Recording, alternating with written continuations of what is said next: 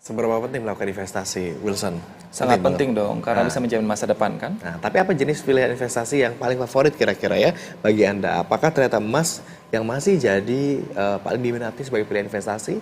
Tapi dalam berita beredarnya ada 109 ton emas ilegal, itu gimana ya? Pernah baca kan beritanya kemarin? Pernah. Ramai banget ternyata emas udah beli, ternyata emasnya palsu. Betul sekali. Nah, ini tentunya membuat keraguan di kita ya. Apakah kita masih nyaman dengan investasi dengan logam mulia, terutama emas? Kita lihat informasinya.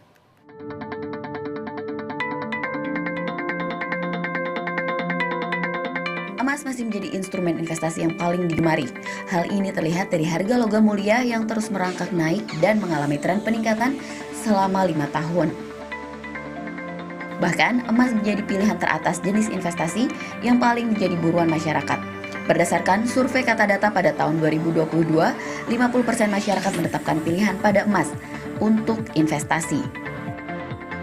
Namun sayang, kepercayaan masyarakat ternodai dengan ulah oknum tak bertanggung jawab. Tanggal 29 Mei lalu, Kejaksaan Agung menetapkan 6 orang tersangka karena telah menyalahgunakan wewenang dengan melakukan aktivitas ilegal dan melawan hukum dengan melekatkan logam mulia milik swasta dengan merek logam mulia milik Antam. Akibatnya, selama periode 2010 hingga 2022, tercetak sebanyak 109 ton logam mulia yang diedarkan secara ilegal bersama logam mulia milik Antam. Hal ini membuat masyarakat ketar-ketir. Apakah investasi mereka selama ini aman? Dan akankah emas masih berkilau sebagai pilihan investasi masa kini?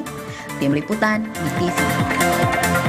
Nah, gimana nih kalau gitu prospek investasi logam mulia terutama emas untuk investasi masa kini? Mending kita tanyain langsung aja kalau gitu ya sama ahlinya. Ada jurnalis BTV Bella Evangelista dan juga Muhammad Rizky yang sudah bersama dengan perencana keuangan Mbak Mike Rini nih. Betul sekali. Bella, bisa ditanyakan mungkin kira-kira investasi emas ini apakah masih lagi menarik mobil. ya? Bella lagi di mobil. Bella lagi di mobil, lagi asik. Bella, ayo coba dipanggil narasumbernya, kita mau tahu nih. Ya Agung dan juga Wilson, selamat pagi ya. Mumpung habis gajian ya, saya mau keliling-keliling kota Jakarta dulu pagi-pagi ya. Saya pengen lihat kira-kira investasi apa ya yang menarik ya. Mungkin ada gedung, ada properti, ada tanah yang bisa saya cicil gitu ya. Aduh, berasa orang kaya aja gitu ya, berasa konglomerat karena bener aja nih kita. Nah, sebenarnya saya udah kepikiran ya Agung, bentar saya ganti kacamata dulu ya. Ini agak gelap kayak berasa malam gitu ya. Jadi saya sebenarnya udah mikirin ya Agung ya sejak semalam. Kayaknya menarik kalau misalnya kita investasi di emas gitu ya. Cuma saya agak bingung nih, seperti Agung dan Wilson tadi sampaikan juga, emas itu sebenarnya aman nggak sih untuk dijadikan sebagai instrumen investasi? Untuk itu pagi ini sambil saya keliling-keliling Jakarta nih melihat kira-kira ada nggak nih properti yang bisa jadi investasi jangka panjang saya gitu ya. Saya pengen ngajak seorang pengamat keuangan seperti itu Ibu Mike Rini nantinya untuk menjelaskan emas itu bisa nggak sih atau aman nggak sih sebenarnya dijadikan sebagai salah satu instrumen investasi. Nah, saya udah di lokasinya nih, saya sudah bersama dengan Ibu Rini, kita coba panggil dia dulu. Halo Ibu, selamat pagi. Hai Bella. Sini Ibu, masuk. Ntar ya, aku masukin dulu ibunya ke sini. Selamat pagi Ibu. Selamat pagi. Silakan masuk. Ibu Rini, ini Ibu Mike, ini kita lagi jalan-jalan ya. Sambil kita jalan-jalan aja pemirsa ya, kita mau ngajak Ibu. Kita mau ngeliat properti ini Bu ceritanya. Cuma karena berhubung dompet kita tipis ya Bu ya. Jadi kayaknya kita mau coba instrumen investasi yang tipis-tipis juga sesuai dengan budget saya gitu ya. Tadi saya ngomong sama Wilson sama Agung juga nih, kira-kira emas itu aman gak sih untuk saya selaku anak muda untuk dijadikan sebagai instrumen investasi? Kalaupun misalnya aman ataupun sampai nanti untuk jangka panjang juga masih cukup oke gitu ya. Kira-kira ada ini gak sih, maksudnya ada kategori usia tertentu nggak sih yang sebenarnya tuh bisa untuk menggunakan instrumen investasi emas ini khususnya Ibu?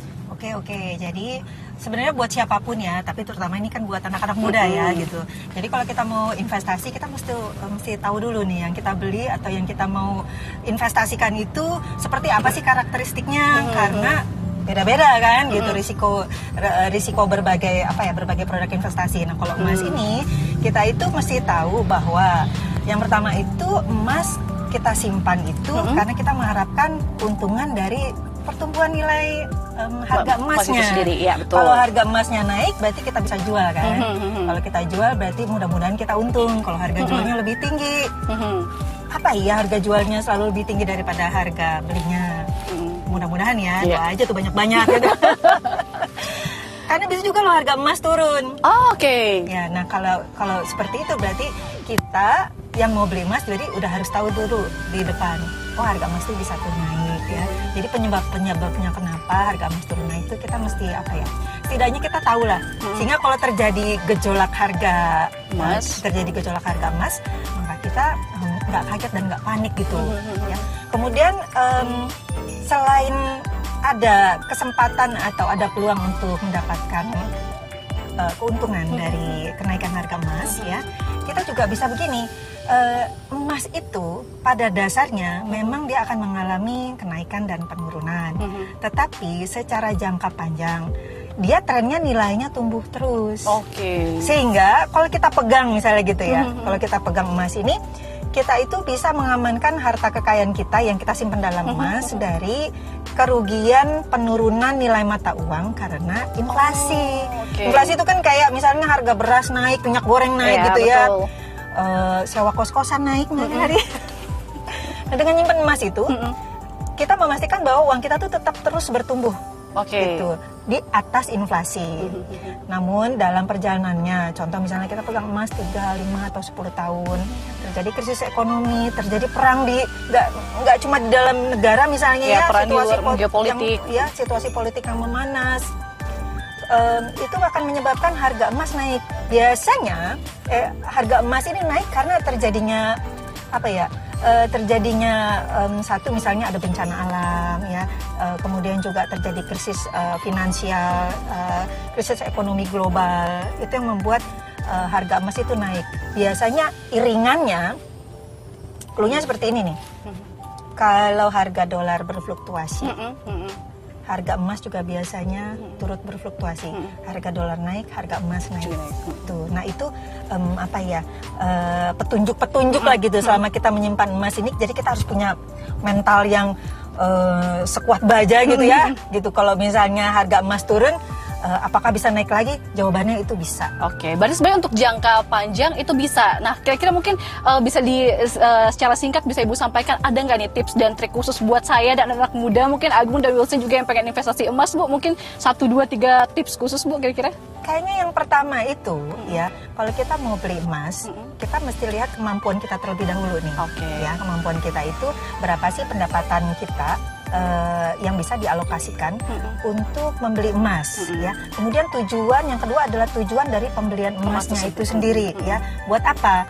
Nah, kalau yang pertama itu sesuai kemampuan. Contoh misalnya kita punya gaji katakan UMR lah misalnya, atau mungkin kita nggak usah ngomong besarannya. Misalnya katakan 10% atau 5% tiap bulan ya. Nah, 5%-nya tiap bulan itu bisa beli emas berapa? 1 atau 2 gram gitu. Nah, karena pecahannya itu beda-beda. Nah, kemudian mau simpan fisiknya atau mau simpan nilainya aja. Karena ada 2 nih. Kita bisa simpan fisiknya, tapi problemnya nanti fisiknya mau disimpan di mana? Berarti 2 tips itu ya harus benar-benar kita jaga banget. Nah, ini Ibu Mika, kita udah rapi banget nih Ibu. Kira-kira pagi ini kita mau kemana ya, Bu ya? Kalau begitu ya, daripada kita buang-buang duit belanja mall sana sini, mendingan kita ke mall saja. Hunting emas ya. Nanti ditraktir Agung sama Wilson gitu ya. Kembali ke studio Agung dan juga Wilson. Baik, terima kasih. Kalau gitu Bella, makasih banyak. Udah bawa kantong belanjanya buat beli emas gitu banyak ya. Baik, makasih banyak belanja ya di sini ya. Mas Makasih juga tips-tips untuk investasi. Seru banget ini, Bella sama Bu Mika lagi jalan-jalan ngelihat suasana Jakarta, yang mana yang lokasi coba buat investasi itu ya. Betul, tapi nggak usah jauh-jauh, kita investasi emas saja karena ini ternyata semakin ke depan angkanya juga semakin naik. Tapi juga ada yang membuat heboh ya heboh, kemarin karena emas antam ini palsu, ternyata membuat masyarakat ketar-ketir.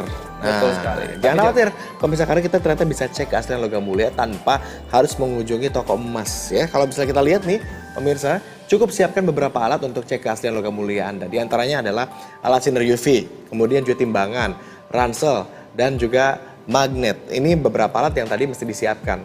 Langkah-langkah meriksa keasliannya juga kalau ternyata semua peralatan sudah tersedia, tadi alat-alat sudah tersedia gitu ya. Maka kemudian langkah-langkah yang harus dilakukan adalah yang pertama timbang emasnya dulu untuk memastikan besarannya pas gitu ya. Kalau berat asli dengan keterangannya ada beda gitu ya, keterangan sertifikat emasnya gitu ya, ini harusnya pas. Kemudian letakkan emas di permukaan datar dan dekatkan magnet ke arah emas. Kalau emas nggak nempel dengan magnet, maka dipastikan emasnya asli. Betul sekali. Nah, jika kalau nempel sama magnet berarti besi ya? Betul, ini besi atau palsu. Dan kemudian selanjutnya pancarkan sinar UV ke arah sertifikat emas Antam LM Classic Sertifikat asli akan memperlihatkan hologram ketika disalur oleh sinar UV dan berikutnya dengan cara modern. Saya Betul. nggak bawa apa namanya, nggak bawa sertifikatnya, tapi saya bawa contoh emasnya. Ini Ini salah satu emasnya. logam mulia gitu ya. Ini unduh aplikasi Certi Eye pemirsa di ponsel Anda. Nih, bisa nggak ini nge-zoom ke sini? Ini ada aplikasi Certi Eye. Memang karena kalau emasnya sendiri, case-nya itu kayak gini pemirsa. Ini menggunakan casing namanya Certi Card. Security case yang mana di dalamnya ada semacam kode gitu kayak Betul, kode kayak QR. QR. Tapi bukan QR nih, kayak kris, sejenis kris gitu. Bisa nggak ini nge-zoom yang ini ya, kamera ini? Nah, atau gimana ya?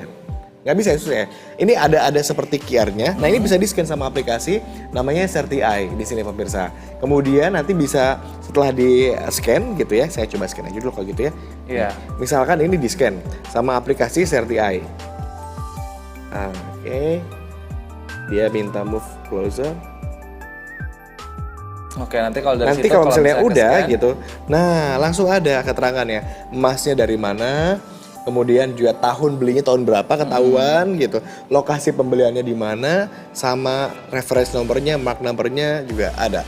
Baik, Memastikan artinya bahwa dengan ini aplikasi asli. ini, Ya. akhirnya dengan aplikasi ini semuanya bisa Betul. lebih terjamin ya. Jadi jangan takut-takut untuk investasi emas supaya ini kedepannya bisa menjadi tidak khawatir dan juga bisa menjadi investasi aman kedepannya. Oke, kita jeda dulu kalau gitu, Wilson dan juga Betul pemirsa ya. sekali. Kami akan kembali saja dengan informasi menarik lainnya. Tetap bersama kami.